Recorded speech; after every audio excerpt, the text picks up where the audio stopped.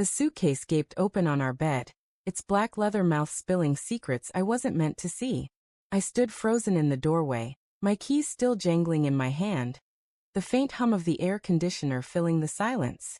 There, nestled between neatly folded blouses and her laptop charger, were a pair of gleaming handcuffs and a coiled black whip, its leather glinting like a warning under the bedroom light. My wife, Elise, stood over the suitcase, her back to me, humming softly as she tucked a silk scarf around the items, oblivious to my presence. My stomach lurched, a cold fist tightening around my heart. This wasn't her. This couldn't be her. I didn't yell. I didn't storm in and demand answers.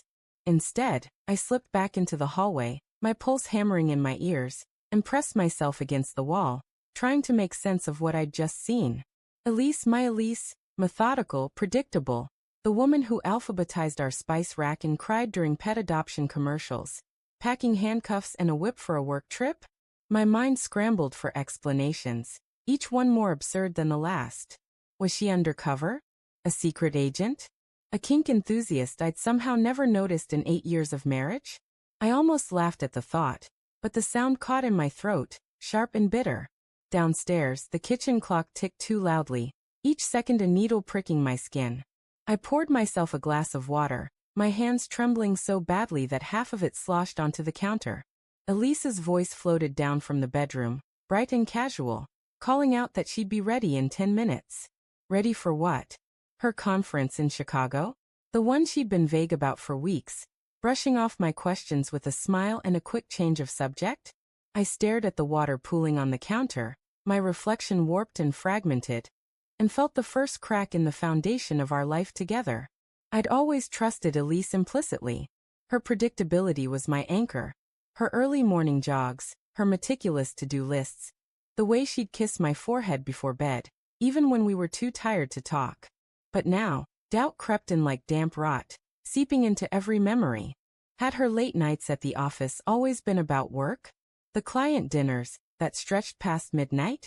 I thought of her phone, always face down on the nightstand, its screen lighting up with notifications she'd dismiss with a flick of her thumb.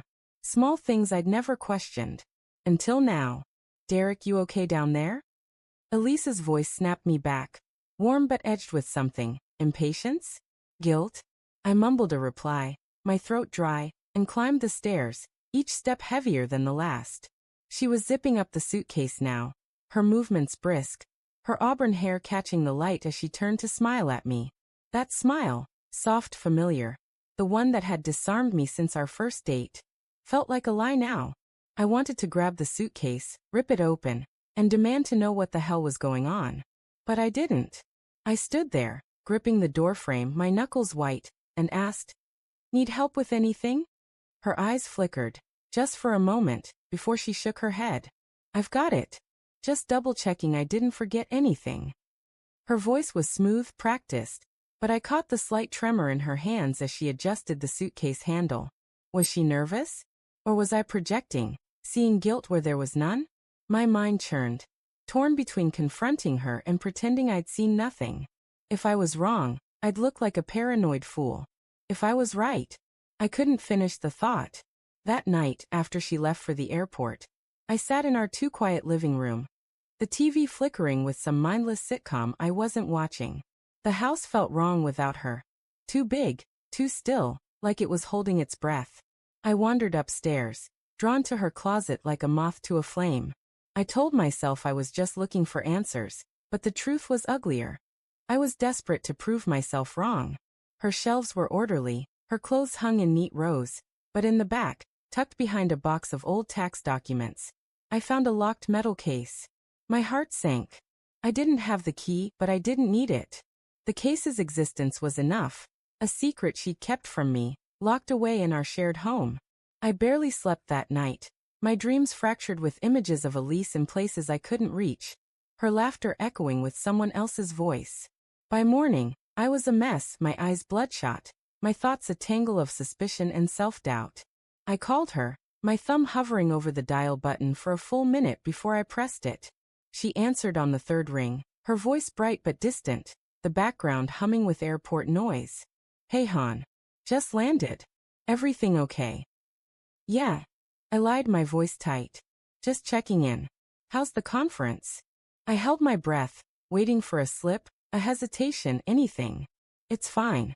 Busy. You know how these things are. She laughed, but it sounded forced, like a note played slightly off key. I'll call you tonight, okay? Love you. Love you too. I said, the words tasting like ash. I hung up and stared at my phone. Her contact photo smiling back at me. Her at the beach last summer, sunburned and grinning, her arm around my waist. Who was that woman now? Was she still mine? The next 2 days were torture. I went through the motions. Work, gym, microwave dinners. But my mind was elsewhere, replaying every moment of our marriage for clues. The time she'd come home with a new perfume I didn't recognize. The work friend, she mentioned once, then never again. The way she'd started locking her laptop, claiming it was company policy. Each memory was a pinprick, small but cumulative, until I was bleeding doubt.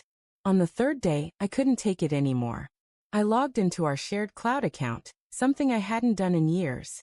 Her work calendar was there, but the conference was marked only as Chicago trip, with no details. I scrolled through her emails, my stomach churning with guilt for invading her privacy, but I found nothing. No smoking gun, no love letters, just mundane work threads and travel confirmations. Then I saw it, a hotel receipt, forwarded from her work email to her personal one. 2 guests, 1 room. My vision blurred, the words swimming on the screen. I read it again, then again, hoping I'd misread it. I hadn't. When Elise came home, I was waiting in the kitchen, the receipt printed out and lying on the table like a guillotine. She froze when she saw it, her suitcase still in hand, her face paling. Derek, what's this? She asked, her voice barely above a whisper. You tell me, I said, my voice shaking with a rage I hadn't known I could feel. Who's the second guest, Elise? And what's with the handcuffs? The whip.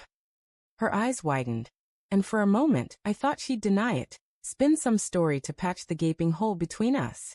But then her shoulders slumped, and she sank into a chair, her hands covering her face. It's not what you think, she said, her voice muffled. God, Derek, it's not an affair. Then what is it?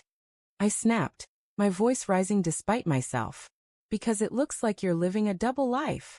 She looked up, her eyes red, tears spilling over. It's the side job, she said, her words halting. I didn't want you to know. I was embarrassed. It's not cheating, I swear. It's role-playing. For clients. High-end, discreet. I started last year, when we were struggling with the mortgage. I didn't know how to tell you. I stared at her, the room spinning. Not an affair, but a betrayal all the same. She'd lied, hidden a part of herself, let strangers into a space that was supposed to be ours. Why didn't you tell me? I whispered, my anger crumbling into hurt. Did you think I wouldn't understand? I was scared, she admitted, her voice breaking. Scared you'd look at me differently. Scared you'd leave. I wanted to scream, to forgive, to hold her, to walk away, all at once. Instead, I stood there, silent, as the woman I loved became a stranger. The truth wasn't the relief I'd hoped for. It was a different kind of wound, raw and jagged.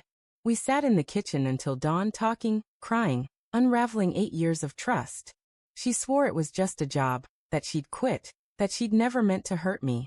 I wanted to believe her, but the handcuffs, the whip, the locked case, they lingered like ghosts, whispering doubts I couldn't silence.